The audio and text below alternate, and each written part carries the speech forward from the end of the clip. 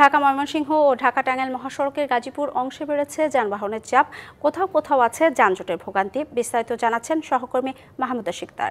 গাজীপুরে ঢাকা টাঙ্গাইল এবং ঢাকা ময়মনসিংহ মহাসড়ক এই দুটি সারা বছরই ব্যস্ত থাকে। তবে ঈদকে সামনে রেখে কিন্তু ঈদের যে যাত্রা, সেই যাত্রাকে কেন্দ্র করে বাড়তি চাপ, সেটা যাত্রী এবং তার পাশাপাশি গাড়ির, এবং এই বাড়তি যে গাড়ির চাপ, তার জন্য কিন্তু দুটি মহাসড়ক আরও বেশি ব্যস্ত হয়ে পড়ে। আমি এখন আছি গাজীপুরের অন্যতম গুরুত্বপূর্ণ একটি জায়গা, সেটি হলো চান্দনা চৌরাস্তায়। এই চান্দনা চৌরাস্তা ফ্লাইওভারের উপর আপনি দেখতেই পাচ্ছেন এই গাড়িগুলো সব কিন্তু ময়মনসিংহগামী রাস্তায়। ঢাকা থেকে এই গাড়িগুলো ঢুকছে এবং এখান থেকে তারা বের হয়ে যাচ্ছে।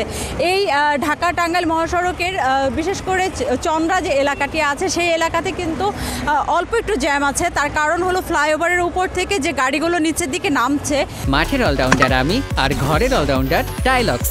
টাইলক্স টয়লেট ক্লিনার, ক্লিন মানেই টাইলক্স। সেই নামার যে জায়গাটি, সেই জায়গাটি আসলে খুবই সরু হওয়ার কারণে দুই দিক থেকে গাড়ি আসছে এবং দুই দিক থেকে গাড়ি আসার কারণে সেখানে একটি চাপের সৃষ্টি হচ্ছে, যার কারণে কিন্তু সেখানে একটু যানজট থেকে যাচ্ছে। এর পাশাপাশি ঢাকা ময়মনসিংহ মহাসড়কের বড়বাড়ি এবং টঙ্গী, তার পাশাপাশি বোটবাজার এবং চান্দনা চৌরাস্তা এলাকাতে কিন্তু গাড়ির চাপ আছে।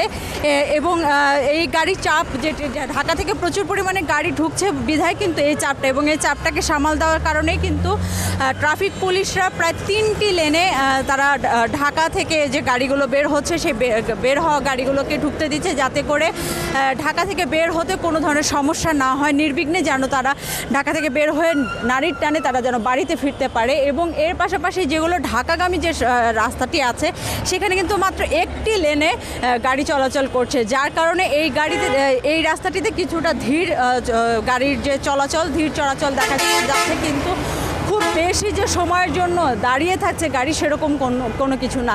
এবং ঢাকা ময়মনসিংহ মহাসড়কের গুরুত্বপূর্ণ যে জায়গাটি সবথেকে এই চান্দনা চৌরাস্তা, এখানে আমরা দেখেছি প্রচুর পরিমাণে গাড়ি যেমন দাঁড়িয়ে আছে, তার পাশাপাশি যাত্রীও আছে।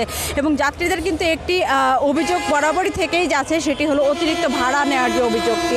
তারা বরাবরই অভিযোগ করছে যে বিভিন্ন গাড়িতে তাদের কাছ থেকে বেশি ভাড়া নেওয়া হচ্ছে। এছাড়া গাজীপুরের যে কলকারখানাগুলো আছে, বেশিরভাগ কারখানায় কিন্তু গতকালকে ছুটি হয়ে গেছে। আজকে গত রাতে যে চাপটা ছিল, সেই চাপটা সবথেকে বেশি ছিল এই পোশাক শ্রমিকদের চলে যাওয়ার কারণে।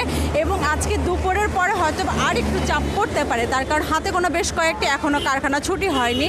এবং এই কারখানাগুলোর ভিতরে আমরা গতকাল পর্যন্ত যে পাওয়া তথ্য, তাতে জানতে পেরেছি যে 98% কারখানাগুলোতেই কিন্তু ঈদের যে বেতন, সেই বেতন দিয়ে দিচ্ছে। কিন্তু স্যালারি মাত্র 58% গার্মেন্টসে দেওয়া হয়েছিল, তবে সেটি হয়তো বা বেড়েছে।